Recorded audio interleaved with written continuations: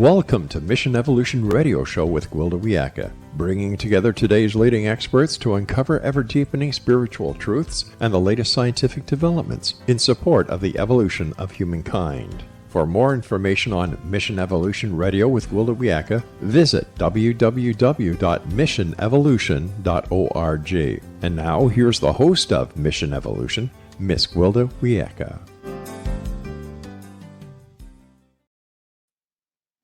Welcome. I'm so glad you can join us on Mission Evolution, where we bring the latest knowledge from today's leading experts to support your evolutionary process. I'm your host, Gwilda Wiyaka. This hour, we'll explore giving up or showing up, survival tactics for a changing world. If there's one thing we've all experienced the last several years, it is adversity.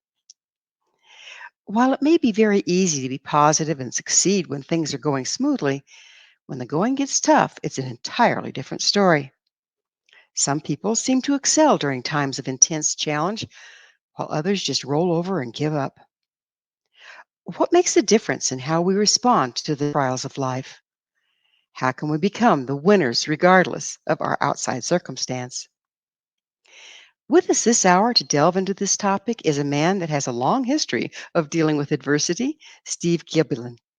Steve, the author of Walking Through Mud, is a retired enlisted U.S. Navy SEAL Master Chief. He served for 28 years on active duty, 26 of those in the SEAL teams. He operated in the SEAL Operations Undersea Unit, SEAL Delivery Vehicle Team, and the Naval Special Warfare Development Group for half of his career.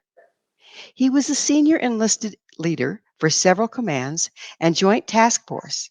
After retiring, he joined the Civil Services rank for another 9 years, resulting in a 37-year career working for the U.S. Department of Defense. His website, frogmanleadership.com. Steve, thank you so much for joining us on Mission Evolution. Thank you, Gwilda. Thank you for having me. So you have a pretty amazing career. Whatever prompted you to become a SEAL in the first place? You know what? I didn't join the Navy to become a SEAL. I just joined the Navy to leave home and to hopefully grow up, do 4 years, go back home. And I was either going to be a first responder of some type. I wanted to either be a firefighter or a policeman. And if, like my father, if that didn't work out or if it just didn't appeal to me, I had other trades to back me up. But what I really wanted to do, I just wanted to get away from home for 4 years, get out from underneath my dad's roof and, and grow up. I found out about the SEALs when I was in boot camp, and that started the whole other path going. Have you always been a person that likes intensity, or did you develop that through your career? I grew up with intensity in my life. So I've always thrived off of it. So what is an underwater demolition man?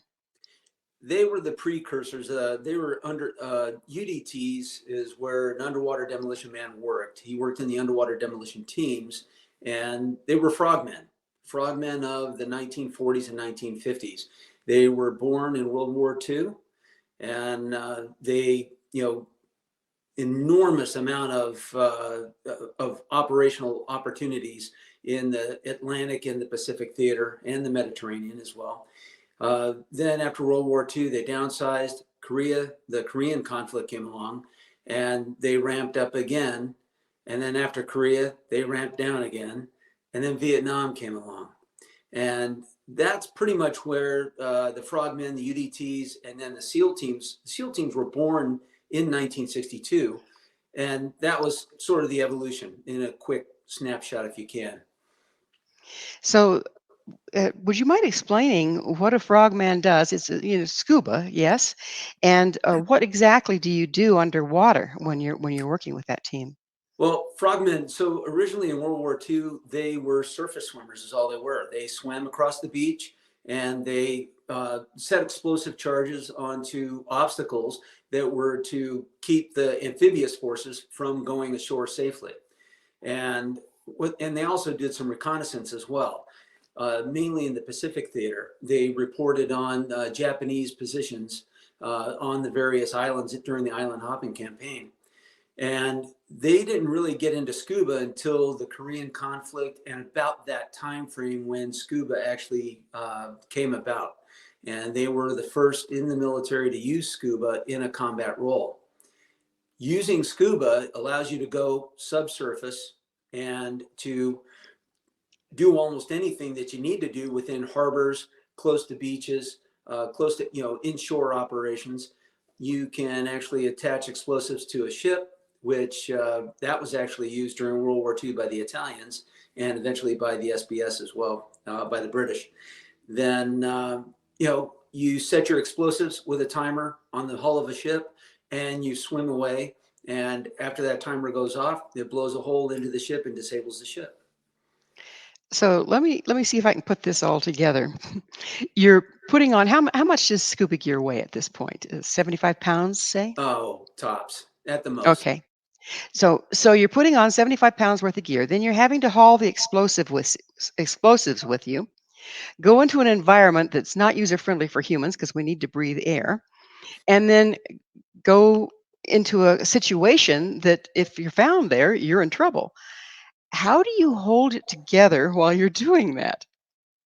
A lot of it is training, and the training that we're put through, all starting from buds, and then even when you're in the teams, it's stress inoculation is what they do for us, and it just ramps up that stress during training. So when you go in on a real world operation, it really doesn't feel much different than what you did during training, unless of course you're doing a land operation and you have bullets clicking by your head.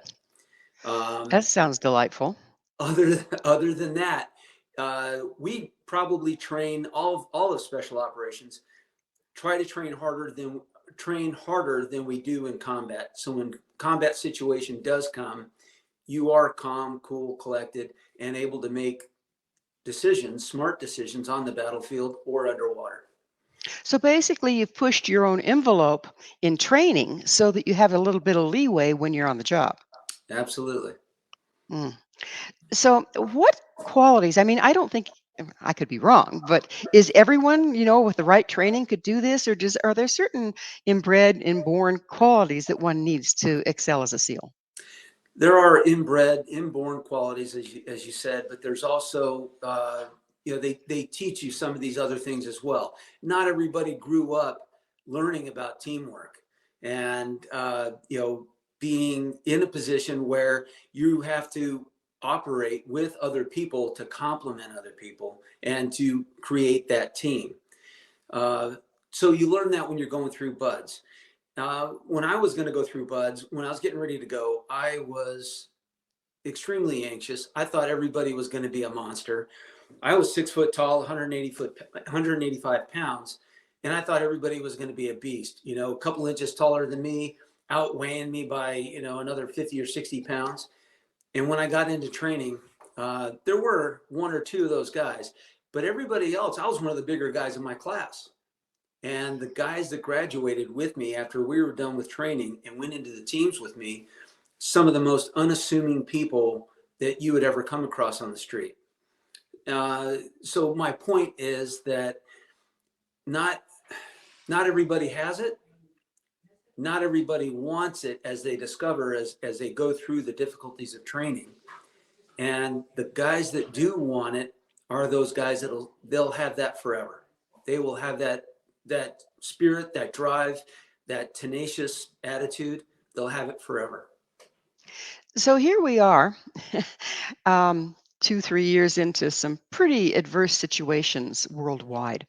Between COVID and the social unrest, and now we're looking at wars and the whole enchilada. And most of the people going into this have had a pretty cushy life, at least in this country, until all of a sudden there's adversity. And what I've noticed is teamwork is almost non-existent. Everybody's whining about what they can't do. This time, more than any other time, when we went to, into a desperate situation, people were not really cooperative. What's making the difference, and how can we turn that around? It's in how we have gone into this cushy lifestyle, as you said. If people could just talk to some of the, and not just military veterans, but also people that grew up during World War II. They really had to roll up their sleeves, and it was one nation effort, a collective effort to help out the boys overseas, right? Our fighters overseas, the military helped to win the war, and that was for 4 years. That was for 4 years where people, were on. They had ration cards. They weren't able to buy a new car. They had to ration their gasoline. They had to ration their food. They had to, women couldn't wear nylon stockings. And, these were some of the creature comforts that were, around, but they had to sacrifice. They had to sacrifice, the entire country had to sacrifice for, 4 years in order to support the war effort. And I think if people can just back off a little bit, take a look at the bigger picture, and really try to understand as to what this is and what either their help will provide, or if they go against the grain, what happens. Life just doesn't work out well. So it's, you were talking about, and I really love the concept of putting yourself through the paces before it gets real out there. I mean, sometimes I look at people and they're up in arms about something absolutely ludicrous and mundane that is an inconvenience at best. And I wonder what they're going to do when something real happens. Sometimes I think that about myself. What am I going to do when something real happens? Well, Right. something real has been happening, but we haven't conditioned ourselves to be able to be strong, to have pushed the envelope of our own experience. Right. How can we turn that around, and how can we talk people into turning that around for themselves? That's a tough one, because you're talking about convincing people to sacrifice and and I'm not talking about becoming a minimalist and getting rid of all your creature comforts that you have at home, but understanding what the situation is. And when everybody was locked down, I really, I was already retired, and for me and my wife, it wasn't as difficult as it was for other people that still had to work, still had to send kids to school, and a lot of these things. It is extremely difficult, and I understand. Getting upset about some of the smallest things that then just piles on top of one, on each thing. So people driving to work, traffic. Traffic seems to be one of the most frustrating events in our life that, if you're commuting to work, it happens twice a day, 5 days a week. And getting upset at those people that cut you off, getting upset at people that aren't driving fast enough for you. That person that does the speed limit, how annoying, how dare they? We just need to back off a little bit. And, and it's a mindset. It's a mindset every day before when you get into that car, think about, okay, you know what? First off, you should get into the car on time, if not a little bit early, so you're not rushing to work. And being prepared, forethought, thinking ahead of things that could go wrong, traffic, lights, accidents, so on and so forth, and just accept it. You can't do anything about it. The only thing we have control over in our life is how we react to things. That's it. Cut and dry. So if we don't react, over the top, then our stress level is going to stay down, and it just helps make your day and your life a little bit easier. There's a lot of different things that we can do. Not everybody likes them, but extreme sports, working out hard, um, pushing your own envelope a little bit so that you aren't taken off guard. Um, that's to me, that when you said that, that really resonated with me, is that I know that I'm strong because my life wasn't easy. And I see people like my sister, who was born later. Her life compared to mine was a lot easier, and she doesn't have the resilience that I do. How can we develop resilience without intentionally exposing ourselves to trauma and damage? It's a gradual, stair step to, to be able to do that, pushing yourself. So, you tell yourself that you want to go run a marathon. You've never run 5 miles before in your life. You don't go out and you don't start running a marathon the first time you hit the street to run. You build up to it. You start with a mile, then you go 2 miles, and you go 3 miles, right? It's the same thing with building that resilience in yourself and being able to, withstand and, take these things that come at you, building that resiliency. You have to keep on pushing yourself every day, going out and doing something strenuous, if you can, whether it's, yard work, whatever, and continuing to push yourself and putting that strain on yourself, and, or even academically, pushing yourself academically to, beyond what you're normally used to doing. In work, same thing. Not everybody's up to going out and doing something physically hard every day, but even doing something mentally hard every day, mentally challenging yourself every day. If you learn something new every day, one thing every day, in a year, you learn 365 things. So true. There's this concept of pushing yourself to the point of failure, but then going clear back to the beginning rather than the point of failure to move forward. Did you guys use that in the SEALs? Yes. So better to fail in training than to fail in combat. And again, the more you bleed in training, the less you'll bleed in combat, that same saying. And you do push yourself to, the failure, if you will. And then you do back off and you go back and you debrief it. And debriefing with yourself or with a spouse and, talking about this, or a partner or a friend, what have you, and talking about what did I do? What could I have done better? And how could I have mitigated anything that was, anything that did go wrong? That is in essence what we did every day during training. So, how do we have to reevaluate or readdress or reapproach our feelings about failure? If you're going to push yourself to failure, I mean, we're taught never fail. And so I think it really puts a ceiling on what we're able to do because we're afraid of failure. Do you have to rethink that a little bit before you can do this method? Sure you do. You have to be able to accept failure. You have to be able to accept that not everything is going to go perfect. And you may not get it right the first time, every time. I think people set expectations a little bit too high for themselves. And I've taught people how to skydive. I've taught people how to shoot guns. I've taught people how to swim. And, like the swimmer that gets in the pool, the very first time swimmer, it's extremely frustrating. They want to be able to swim and glide like Michael Phelps. That's not how it works.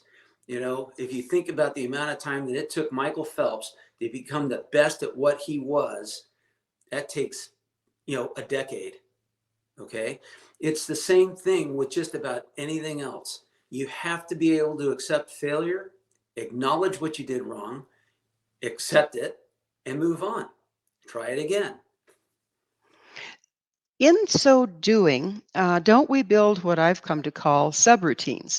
So basically, a subroutine is a collection of actions that, when put together, form a seamless routine. Isn't that part of what you're doing? So you have those to fall back on rather than having to rethink the wheel every time? Absolutely. Absolutely. So if you're doing that and you're building your subroutines, we're just about out of time in this segment, but I'd like to go into what does that look like in our daily life? How do we build our subroutines so that we have them to rely on when the going gets tough, that we don't have to rethink everything? But it is time for that break. Steve and I will return very shortly, so don't you go away. This is Mission Evolution, www.missionevolution.org.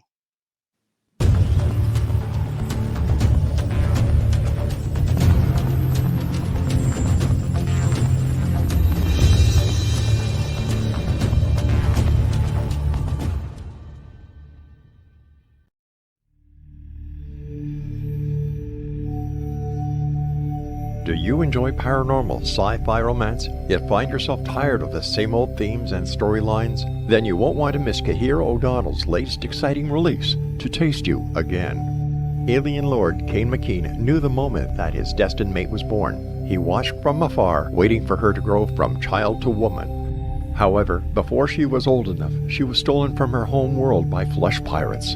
Kane searched 10 long years to find her held in a suspension chamber, a 10-year-old girl in a woman's body.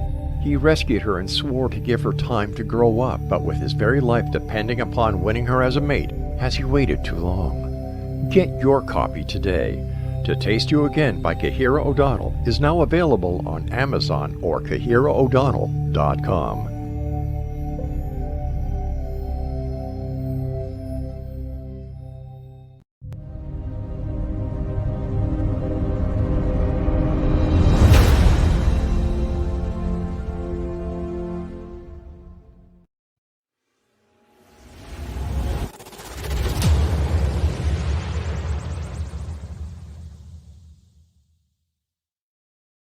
So I was watching the X Zone TV channel last night when I was abducted by aliens, and they kept repeating to me over and over again, simultv.com, simultv.com. What's simultv.com? That's what I asked them. They had it written on the side of their UFO. How do you spell that? UFO. No, I mean simultv.com. simultv.com. simultv.com. Right. simultv.com. Interesting that you were abducted by aliens in a simultv.com UFO last night. Oh, yeah? Yeah. Now that you mention it, I remember now last night I was awakened from a deep sleep. My great-grandmother was standing there. She said she'd come from the hereafter to tell me about simultv.com. She even spelled it out for me. simultv.com, sonny boy. simultv.com. simultv.com, sonny boy. Wow. Yeah. Guys, you'll never guess what my psychic guru just told me. simultv.com. Exactly. Are you guys psychic too? Of course. We all know about simultv.com. simultv.com.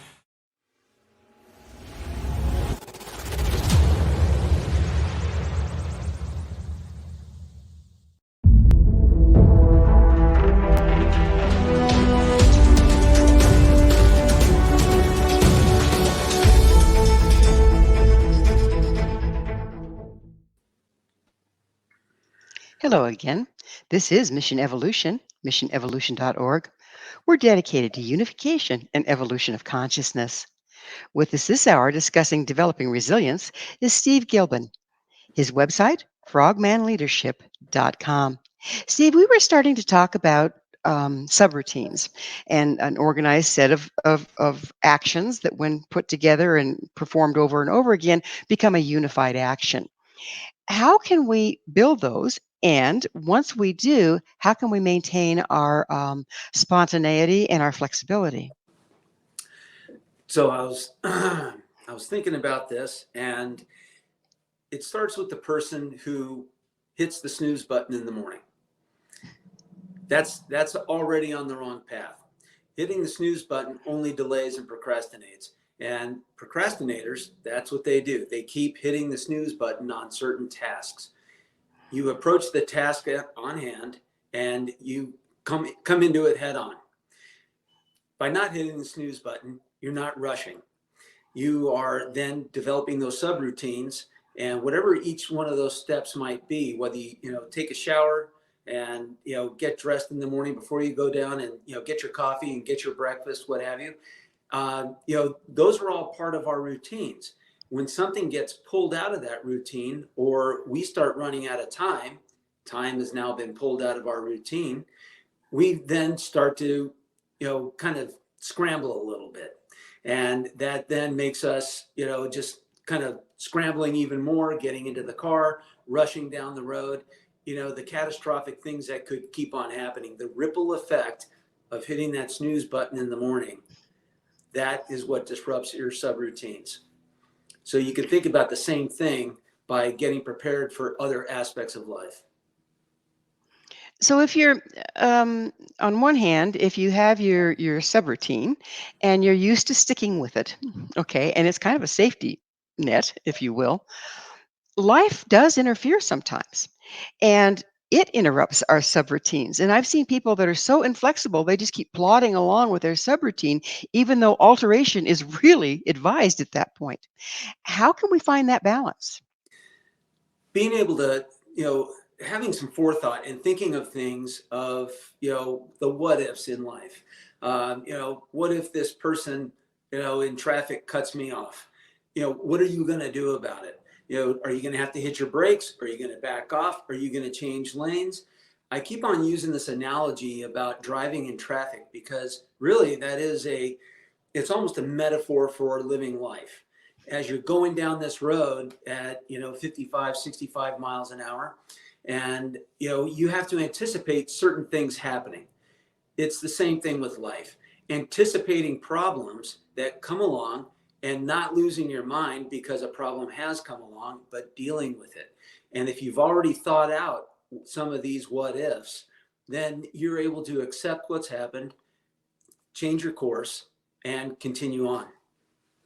Being able to change course on a dime right now, I think, is very important. Can we do that and still have our subroutines? Absolutely. Absolutely. You incorporate some of these changes. So if there's, again, with the driving to work analogy, if there's road construction and it's going to be going on for a month, you now have to take a different route. Why would you keep on taking the same route and hitting the same detour sign when you know that you can take another route without even hitting the detour, right? It's incorporating that new subroutine, that change into your subroutine to keep that day going. So the more we expose ourselves to, and the more we're having to jump from one subroutine to the other, the more fluid it becomes. Absolutely. Absolutely. Keeping that fluidity in your life, keeping that seamless, those seamless transitions. If it means that you have to leave for work 5 minutes early because of this detour, then leave 5 minutes early every day. You're changing your subroutine, and we condition ourselves to do that.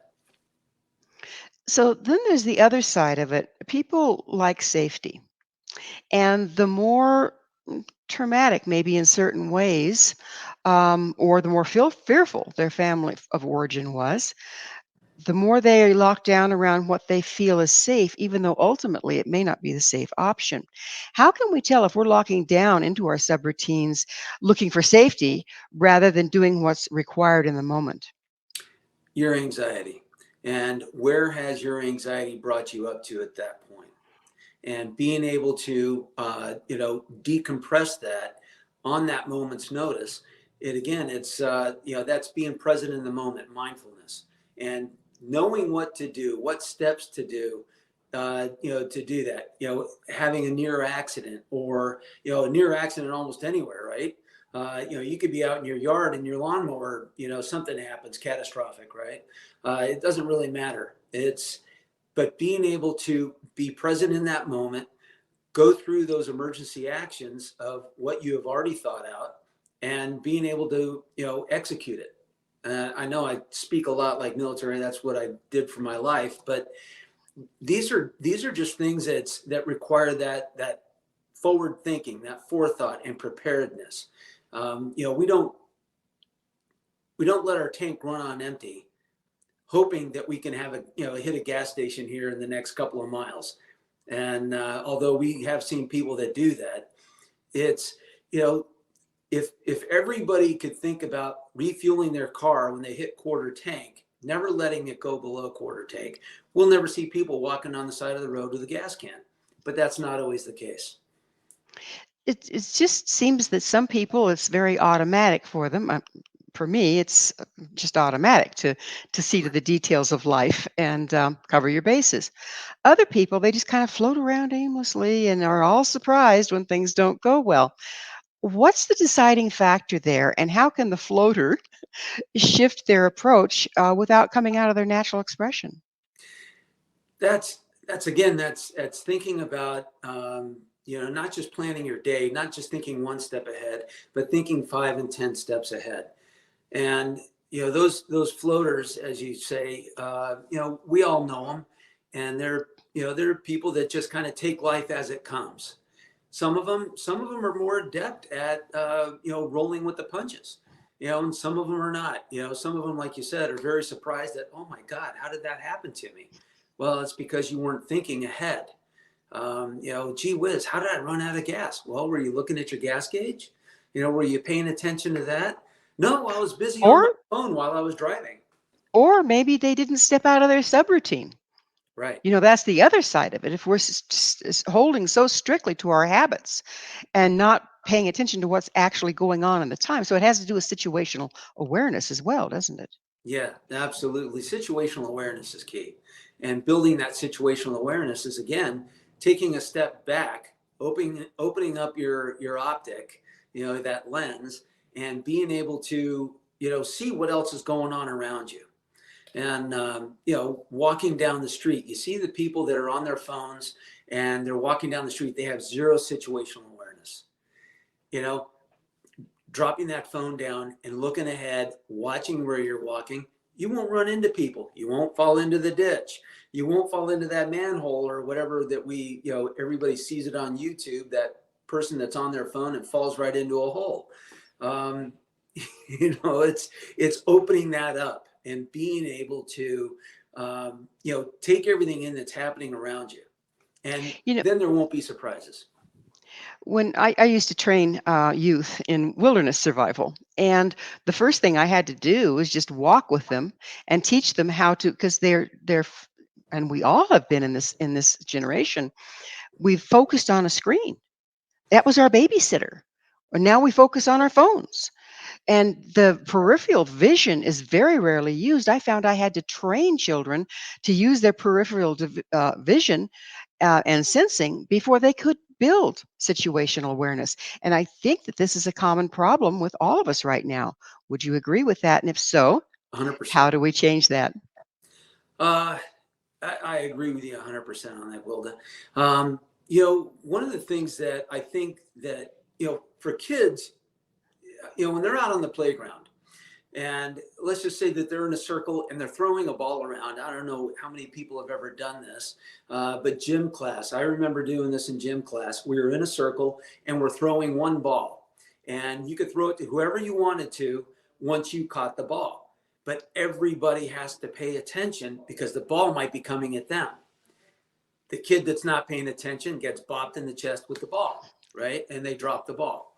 That's, now expand that into life. And, all these balls are going around. Our PE teacher would then throw in a second ball and a third ball. This is life. This is what happens. We've got multiple balls going around, and some of them you can afford to drop, some of them you can't. But that increases your situational awareness. There's a topic that you brought up that I'd really like to go into, and that's stress. Okay. All the tools that we've been describing here can add to our stress.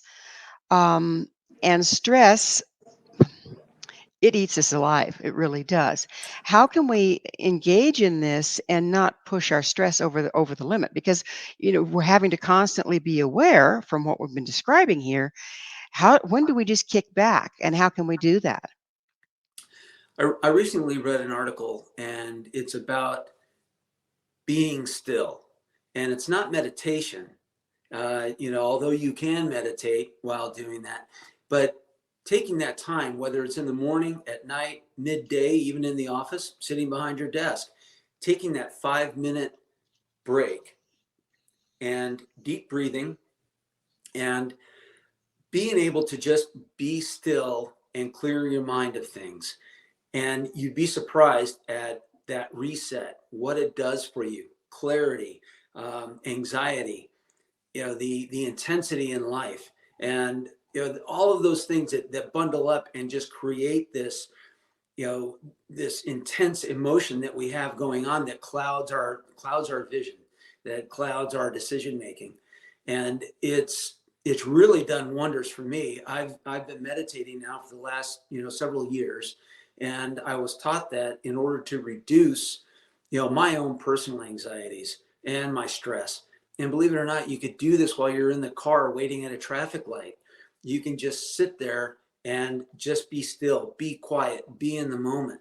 And it will, it brings down that anxiety level. So you developed some skills, meditation for one. Are those advocated in the military, or did you have to come up with those on your own as a result of all the stress of being in the military? They are advocated in the military, and they're now they're teaching military wide everybody on how to do this, teaching them to be able to lay there, or sit there or even stand there and just be able to breathe in deeply, exhale deeply, and how that can bring down the blood pressure, the anxiety level on things. And we learned how to do some of this unwittingly. I learned how to do some of this when I was in the teams going through training and, doing breath hold exercises in the pool or in the ocean, diving in water that you can't even see your hand in front of your face, but still being able to move forward. And it's being calm and being able to go through with the exercise. It's amazing what that taught us in the ability to be resilient and to be able to take these things, these surprises, but also being able to operate in the unknown.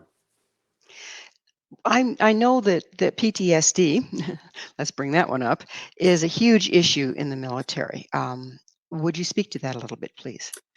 Yeah, PTSD isn't just a military thing. If you look around and people that experience certain events in their life, and it could be anybody, a car accident can cause PTSD, depending on what that outcome was. A situation walking down the street, there was just on the news last night where some gal avoided being abducted and was able to wrestle free from the person that was trying to abduct her and run to a car. If she doesn't have PTSD in the future, I would be surprised. It was a traumatic event. And it is all the methods that I just explained to you about, the deep breathing, the meditation, and the, forethought, thinking ahead on things.